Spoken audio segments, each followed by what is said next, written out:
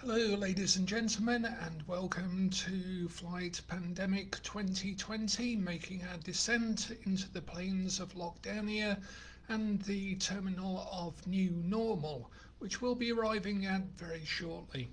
I hope you've had a pleasant flight with the airline, and I look forward to greeting you on your onwards journeys from the airport and any further connections that you may have to make. So we're slowly arriving towards the end of our sequence of 50 or 60 live videos, and we'll probably be concluding over the next week or so. And I'd like to thank everyone for joining us in the group and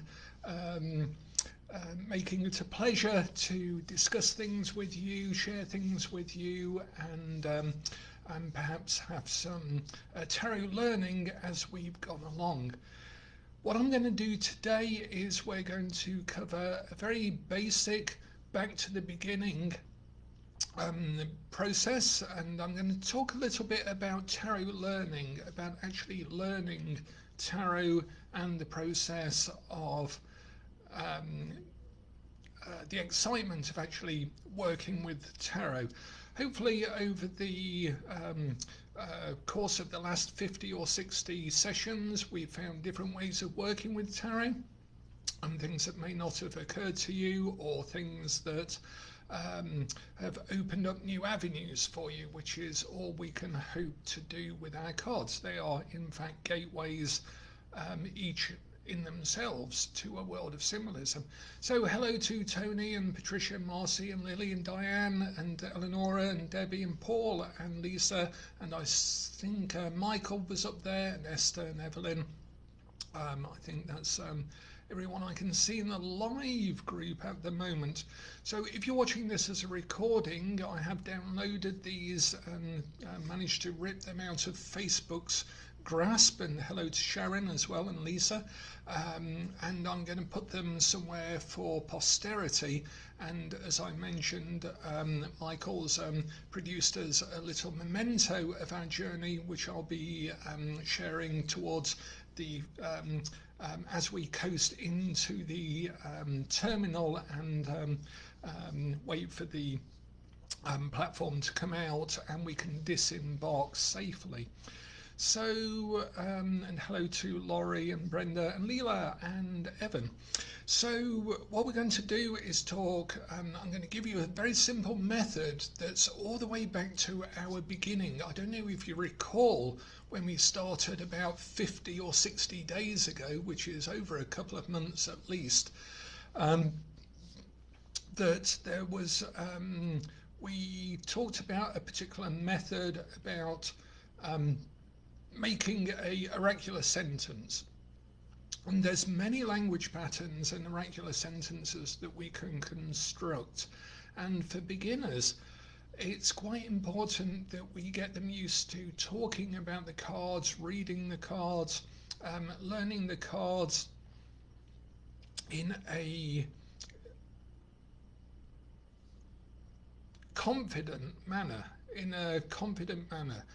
that we teach skills first and then the methods second.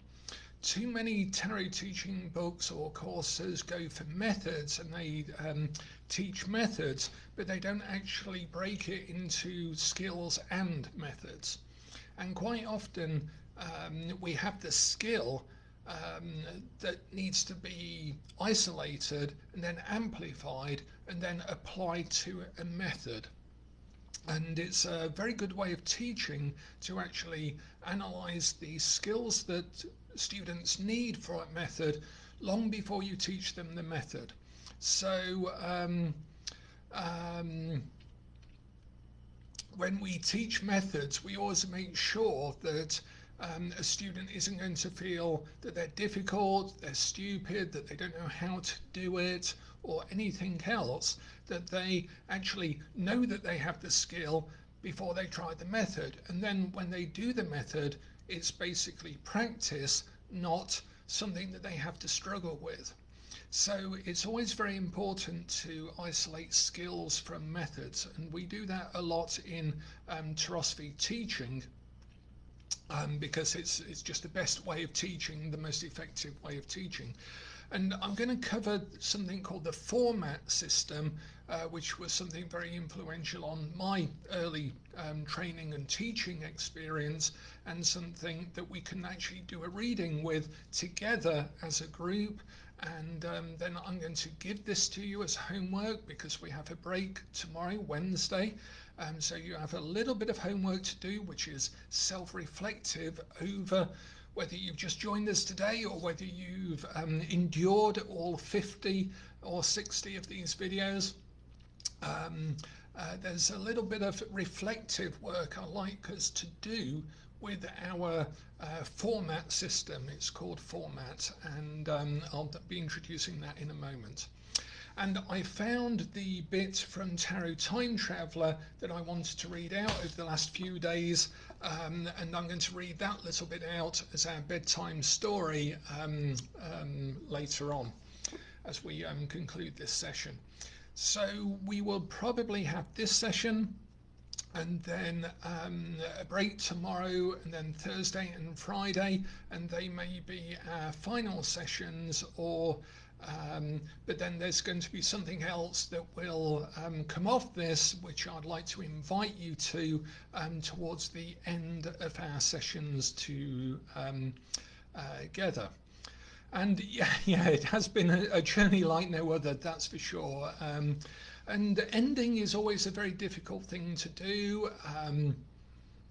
It's something, me personally, I mean, in my work, I found always very difficult to do. I'm very good at starting things, and I've had to work over the last couple of years of learning how to come to a satisfactory and a good ending of something, knowing that that's complete now, that's a piece in itself, and it can stand as it is, and then we can move on to other things and go on to other journeys.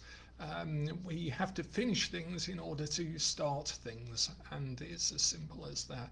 So hopefully our landing will be very smooth over the next few days, and I'll be able to signpost you into a lot of different other places, and also say we may have a very special invitation for you at the end of this. And there was no particular plan in doing these other than to share things that were important, because at one point it felt like it was almost like the end of the world at one particular point, way back when.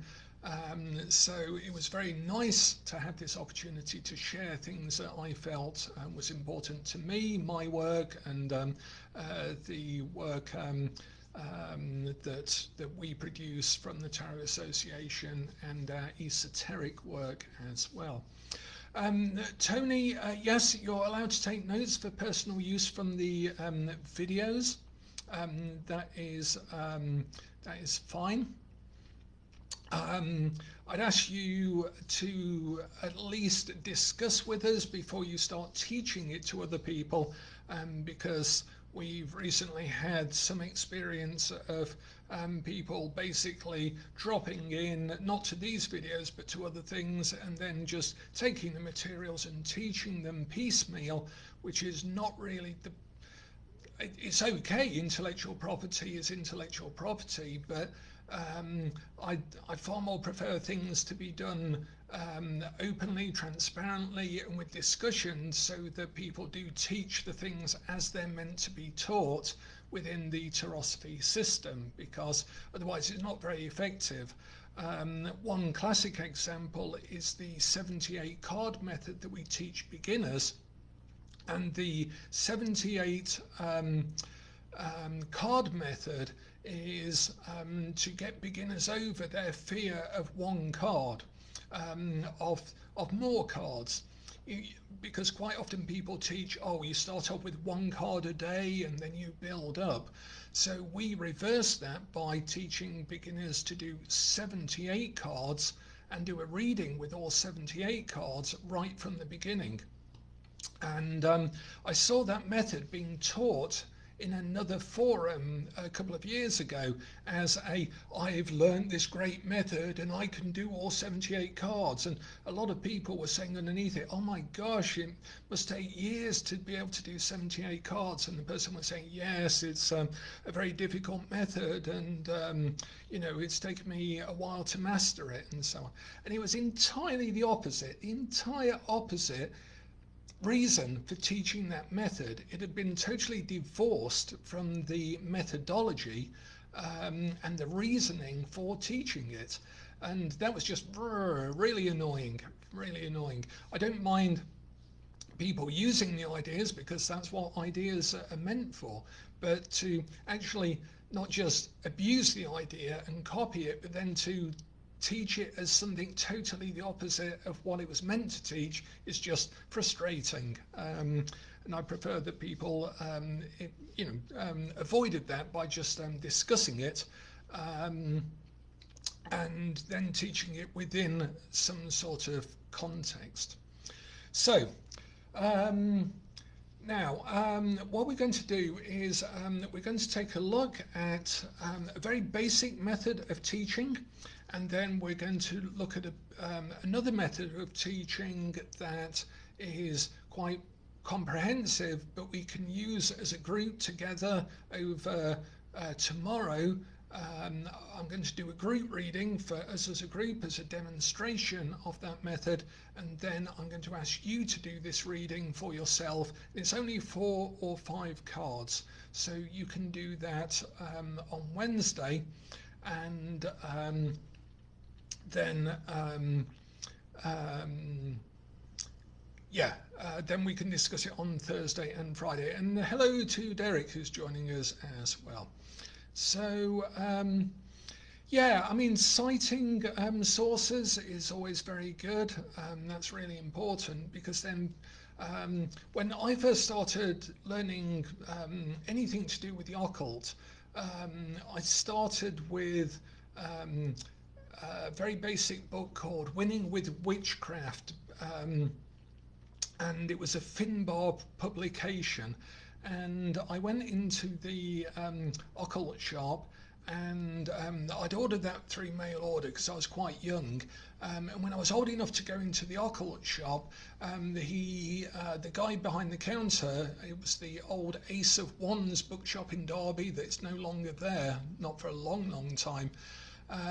He gave me some books, recommended some books on yoga. And Raja yoga and other forms of yoga, and I went away and practiced yoga for a while before I got into Crowley and the On Fortune and the Golden Dawn and so on. And the moment I started to read Crowley, I went back to discuss it with the guy in the shop, and he said, well, if you don't understand it, why don't you read the sources that Crowley is basing it on? So, that's what got me into tarot. Well, I was already into tarot, but certainly my Kabbalah, Gurdjieff, ancient Egyptian mythology, it was really important to trace all of those things backwards and go to the sources, because in some cases Crowley had completely got some of that stuff wrong, as we would now know it anyway. So it's always best to keep abreast of the latest teachings, the latest sources, and really follow bibliographies through in order to make sure your learning is authentic, close to the sources. The Sorcerer's Apprentice in Leeds. I remember the Sorcerer's Apprentice in Leeds because I used to buy a lot of things from that, and I was once saving up for the Temple pack, which was basically some plywood with a black circle painted on it for about £200, I think. And I have very fond memories of the Sorcerer's Apprentice in Leeds. And the Lamp of Thoth magazine that they produced, I actually have some articles in there from about 30 years ago, something like that, under my magical name, Freighter FP. And there's some wild gibberish path workings and all sorts of things in the Lamp of Thoth magazine that I hold my hand up. That was me. That was my earliest writings, published writings. And on Chaos Magic, I used to write on Chaos Magic, and also I believe I had the first computer program for occultism, which was published in the first issue of Chaos International, coming out of Leeds in England. And I had a gematria program that I'd written in BASIC at the time. And that was the first computer program that had been published for any occult purpose, to my knowledge. I also believe that we did the first ritual over the internet, very much in the early days, when very few people actually had home computers, and we were dialing in via Manchester University, because I had a Derby University account, and we did I can't remember the name of the 3D program that we used. It was something like Second Life, but a long time before all of those things. Avatar World or something it was called. And we did a ritual in that, and it broke the internet. The actual line between the States and the UK went down as we finished our ritual, which was really bizarre, very strange. I have a screenshot of that time, which we had to take on an actual camera off the screen, because I don't think we could even do screenshots at the time. So yeah, I'll have to see if I can dig those out.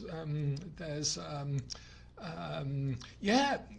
news lists. I was part of a lot of the original bulletin board systems and news lists.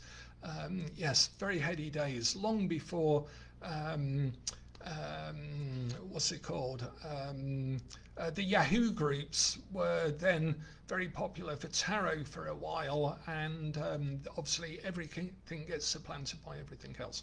Anyhow, meanwhile, back in the very starting of learning tarot, which we are going to talk about,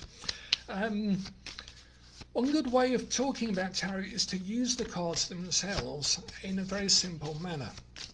And so sometimes I get people, absolute beginners, and students, to say this.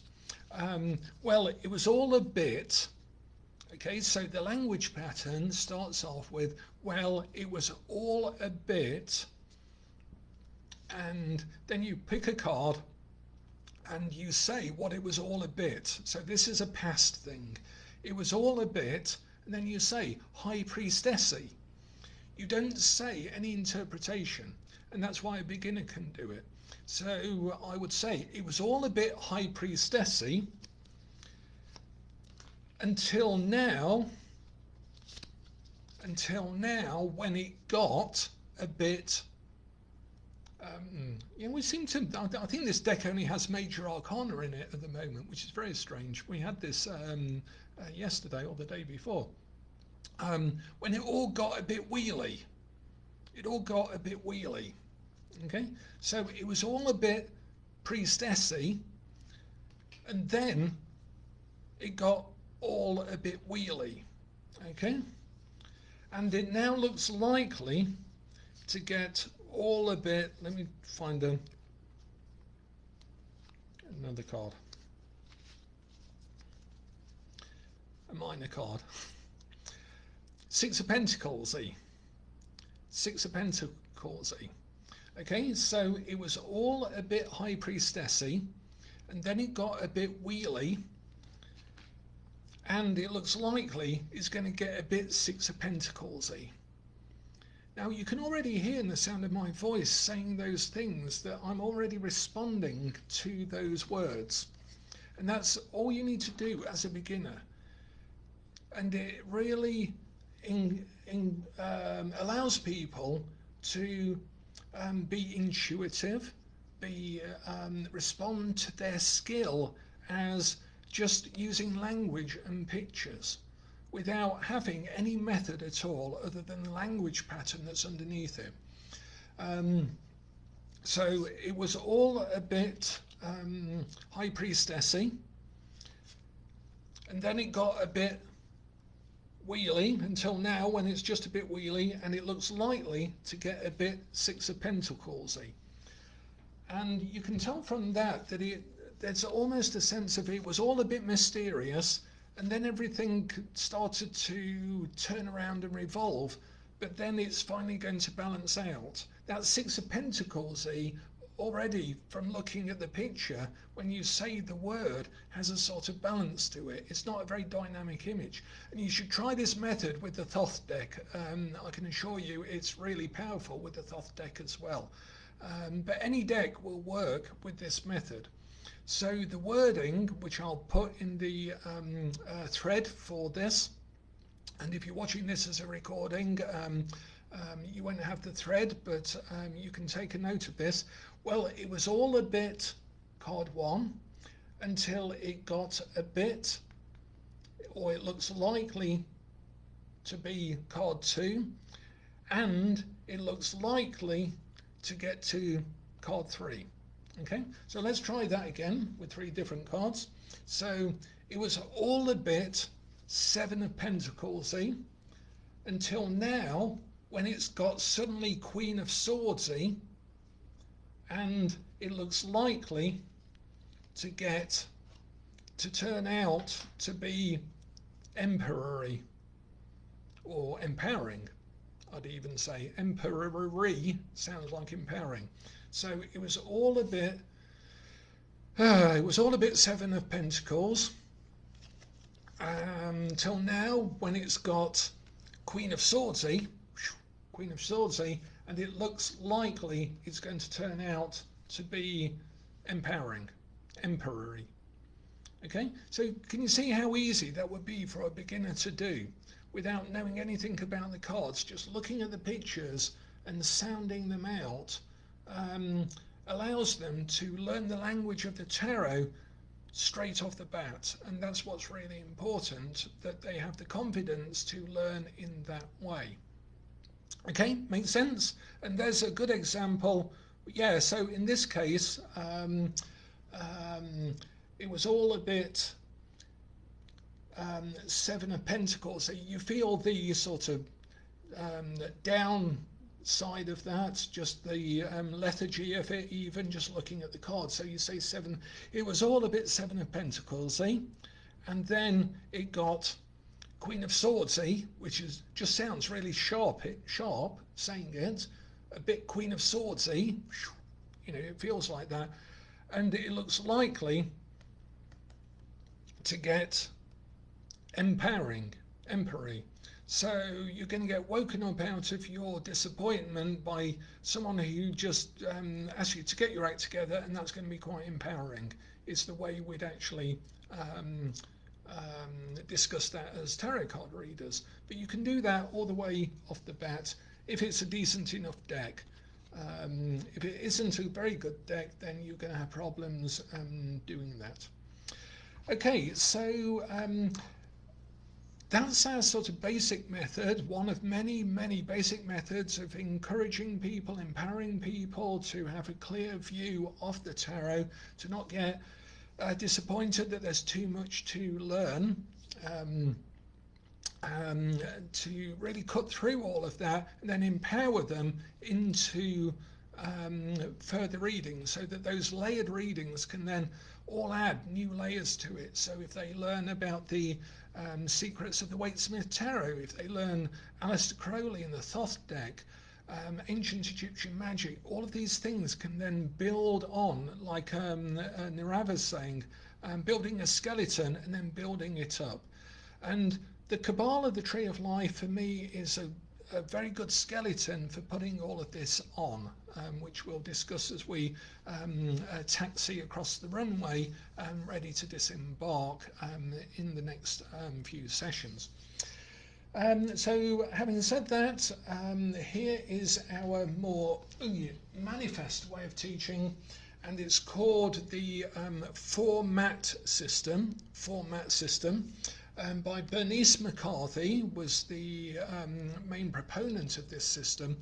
And it's a teaching system. It's a very basic teaching system that you can learn. And as it might appear, it is format. It's 4 segments of a circle. And I'll do a picture of this for the thread when we're done. But basically, it has 4 components. And they go round in a spiral, in a circle, a learning circle. And it's always very good to consider this when you're teaching something. Quite often it's good to start teaching by saying what something has done for you personally, why you think it's important to teach that particular subject, what it can do for the students, and then you have an experience of it, and then you reflect on it, and then you work out what you can do with it and how to apply it, and it goes round in a circle.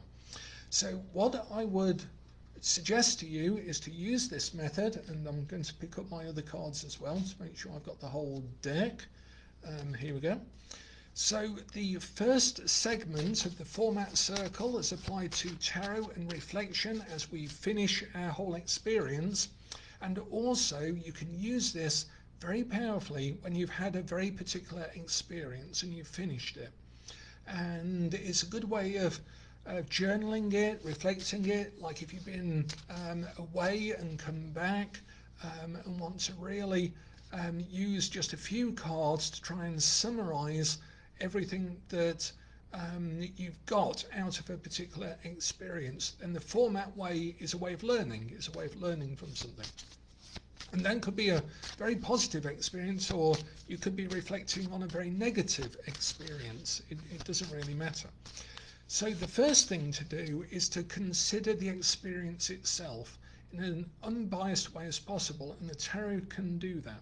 So I'm going to pick a card, and this is what was really going on in that experience. What was really going on in that experience. So let me just take my cards here. So I've drawn for our group, and I want you to do this individually when you get time tomorrow, Wednesday, and then we'll talk about it on Thursday when we return to these sessions. What was really going on in the experience, the first part of our segment, and we pull a card for what was really going on in the experience, and then we journal about that. So for us, we have the 8 of Wands, and I think that's a very suitable thing to summarize the Pandemic Airways. This could be the logo of Pandemic Airways, 8 flying wands. In effect, we aligned ourselves for a brief amount of time whilst we all went our own directions at our own speeds over a period of time, with no idea of where we were going or when we were going to land or anything else. So I hope actually we've had the experience of what it's like to just fly along together for a while, sort of form a pattern in the sky, form a group, and then go somewhere else. Just align our sharing, our learning, our values, our spirituality all in one go. A flock of wands. I like that. That was my 70s favourite pop band, A Flock of Wands. So yeah, and yeah, none of us expected to be in the air. None of us expected to be aiming for some future destination. We were all going at slightly different speeds towards it. We're all going to land in different places. We're all going to get out of this something different, and so on. So yeah, so a flock of wands it is. This experience was how it feels to be in a flock of wands for a while, and it's good to reflect on that, because it's not been a formal group. I didn't mean to necessarily teach anything in this group. I didn't know how much interaction we'd all have in the group or anything. It was just a flock of ones. So it will be important to reflect on that. So what was actually going on in the experience is a very important card to have, because that denotes this experience from any other experience. And then the second card is, what can we learn from reflecting on the experience? So the second card, or the second part of the format circle, is a reflection. So the first card is experience, the first segment is experience, and the second segment is what can we learn when we reflect upon it? And it's the Ten of Wands. The Ten of Wands, strangely enough. So our reflection on this experience is that we were able to carry a heavy load together, that somehow we were able to not all be going in the same direction, but not have to go in the same direction. We gathered ourselves together, we put our efforts into it, and we didn't know where we were going, but we went, and we just went along with it. And as a group, we managed to do that. We managed to carry ourselves as a loose-knit community together for an unbeknownst period of time towards an uncertain landing. And so when we reflect on it, that's something we can learn, that we don't always have to have a destination in mind. We don't always have to have a clear view. We don't always have to have a clear agreement between us as to where we're going or what we're doing. A collective ambition of unity. Isn't that a wonderful phrase? Thanks, Marcy, that's great. A collective ambition of unity. Yeah, and when we reflect on it as a group, and I want you to all do this individually with 4 different cards, well 5 as we'll come to see. So the second card is, when we reflect on the experience, what can we learn from reflecting on the experience? Yeah, it's the journey together that we learn most about, what it's like to journey together, and that was it. Yeah, a big group hug. So the third card then is, how can we learn? So the second card is reflecting on it. So the experience, the reflection, and then the third card, and this is learning. So what do we learn by looking and comprehending the reflection on the experience? And the card that we have is the Four of Swords. So what is it that we have learnt when we reflect on what we've done and experienced with our 10 and 8 of Wands? What is it that we can come to learn from that reflection? So we learn from our reflection on the experience. We don't learn straight away. We don't learn straight away. We reflect first, and then we learn from the reflection. So we take time to do that. It's an important segment in the format system, that we reflect first, and then we learn from that reflection. So here we have the Four of Swords, which is peace. For me, it's the card that has Pax written on it. It's the Annunciation as well. This scene is the Annunciation scene of saying something will come after a long sleep.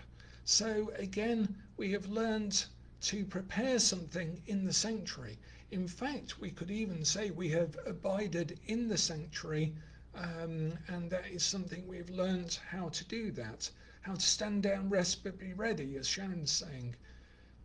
Yeah, brilliant. So yeah, peace in support, all of these things. So learning on, so that's what the experience was. That's our reflection on the experience. And then this is what we can learn from that reflection on that experience. Does that make sense as a little segment, 3 segments of a circle? And then finally, and the most important one for me, although they're all important, of course they're all important, is how can we then act? How can we then act on what we have learned? How can we then act on what we have learned? Okay, so let me just shuffle and see what we have for that. How can we act on what we have learned?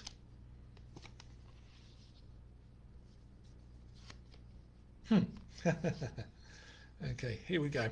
So how can we act on what we have learned is, of course, the Fool. So this is freedom. This is the unnumbered card, the zero card, the spiritual journey,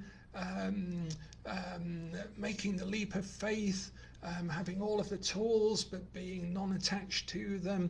And this is what we've learned. We've learned a certain freedom from this, I think, when we come to reflect on it. So we have these processes going on then. So we have a four-card reading, which is what was actually going on in the experience. What do we see by reflecting on the experience? What do we learn from reflecting on the experience and trying to comprehend how reflecting on the experience makes sense to us? And then finally, how can we then act? Yes, starting fresh, just forgetting the whole thing, but not forgetting it, having it in our bag maybe, having it barking at our heels, but we are now free to go on and do new things, start new things, and begin again. And have the confidence to step off the cliff and enjoy the falling. Now, the format system is clever because it then leads back to have a new experience. And then when you have the new experience, you can then reflect on it, learn from what you've reflected on it, act, make a decision to act differently as a result of that learning on your reflection of the experience, have new experiences, and go round the cycle again. It's a beautiful, simple learning model. And if you're into teaching, if you're into training, the format system is a very good way of approaching it. Now, there's one final card that we can add to this as our group, which is the integration card. And our integration card I'm going to take from the bottom of the deck, and it is the Ace of Pentacles. So this is our integration card to integrate this cycle of learning, and of course it's the seed of new pursuits going through the gate again, with the clear lilies on the ground, ready to go through onto a new journey, with a little seed of learning from what we've learned from this experience. We can now, with some excitement, go and see what's beyond the next gate. Okay, so that is our format system. I'll take a picture of my version of it that I sketched out for today. We discussed that. Here's the version, and I'll take a better picture of that for the group. You can see that there. But just to say as well, I literally finished today, managed to reformat Tarot Flip, Tarot Twist and Tarot Inspire, which had previously been on Kindle and published through Lulu, and they will literally this week be available on Amazon as paperbacks, these little booklets, but they pack an awful lot of punch. The reason I have Tarot Flip here is because I carry this with me all of the time. When I do readings for myself, I use Tarot Flip because of the way it was constructed.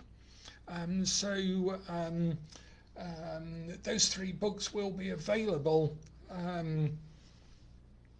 on Amazon very soon in paperback, like literally within the next few days.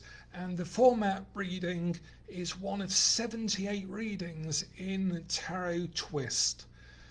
Tarot Twist has 78 totally unique methods in it that I've used before, that we've developed, and some of them are fun ones, some of them are quite silly ones, some of them are really serious ones.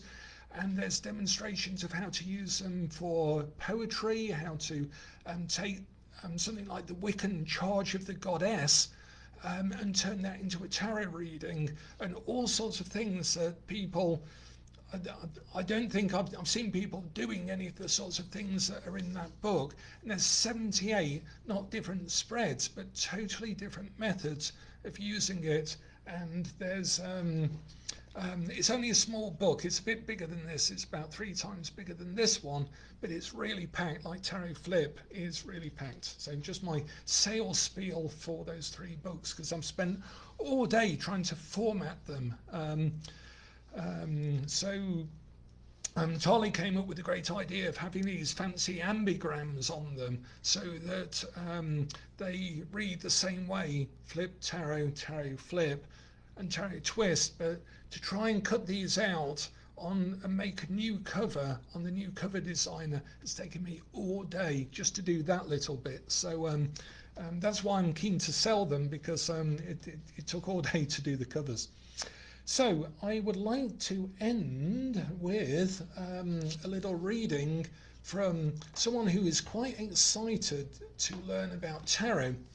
And I mentioned in Tarot Time Traveller that we discovered where tarot was hidden in the 1930s and 50s, because it wasn't in the secret orders, and it wasn't in the hippie revival of the Thoth deck and other decks of the 60s and Stuart Kaplan's publishing of those decks.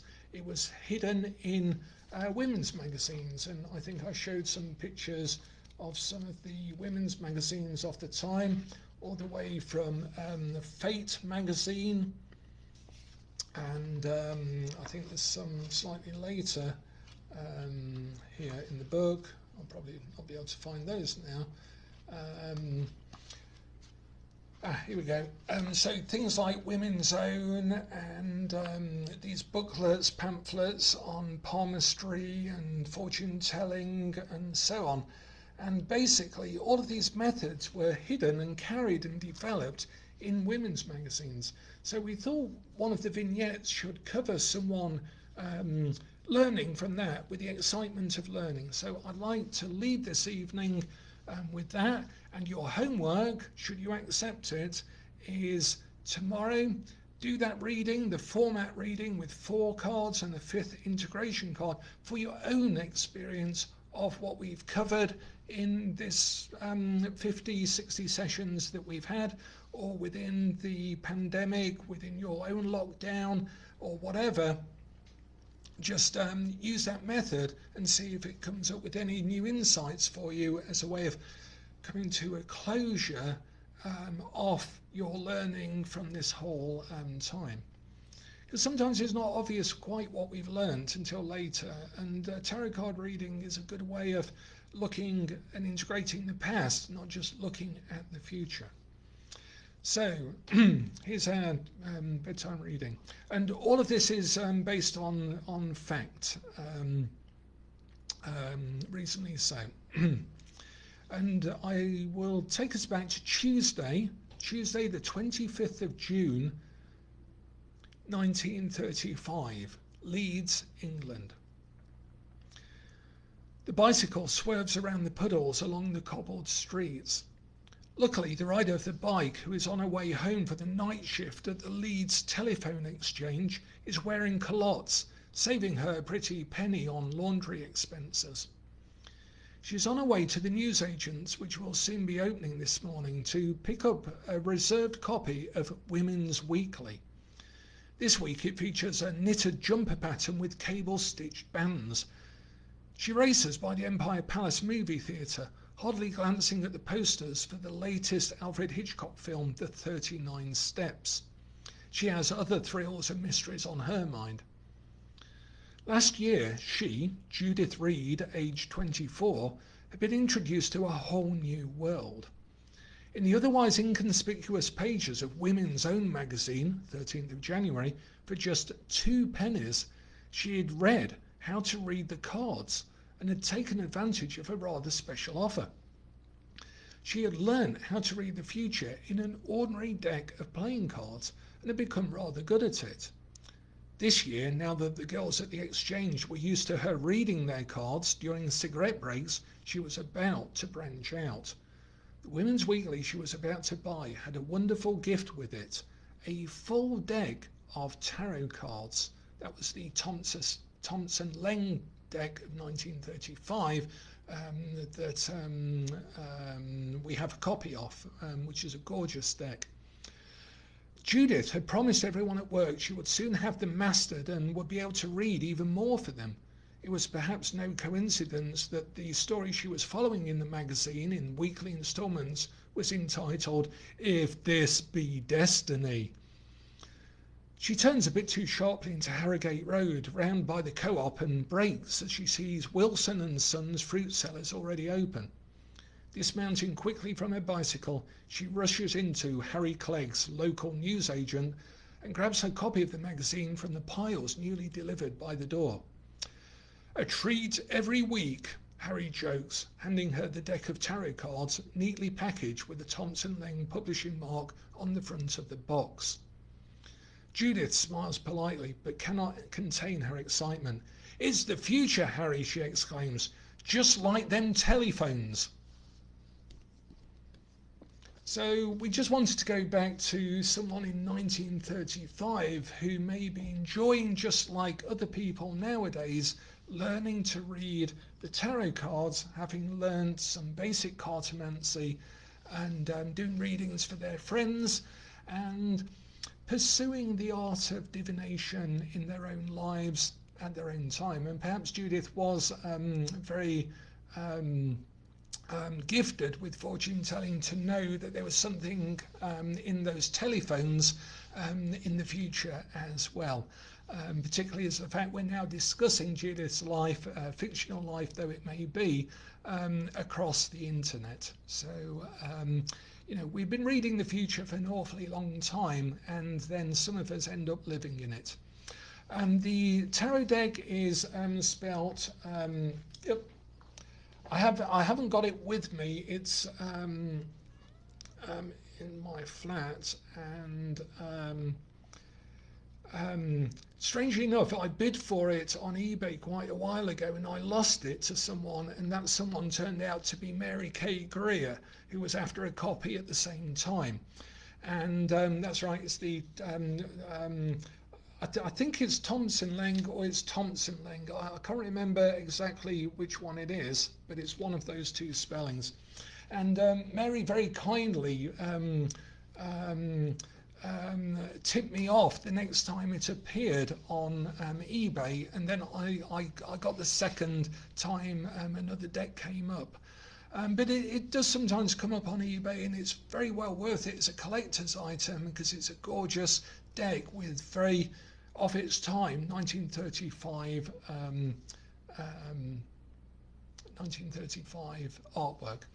So, thank you very much for your time and attention. Do your homework on Wednesday, tomorrow, and we'll meet again on Thursday and Friday, and then we'll see where we're going to go from there. So happy flights. Make sure your seat belt is now fastened, that you've turned off all electrical equipment, because we're going to come in for our landing very, very shortly. So bye for now, everyone, and take care.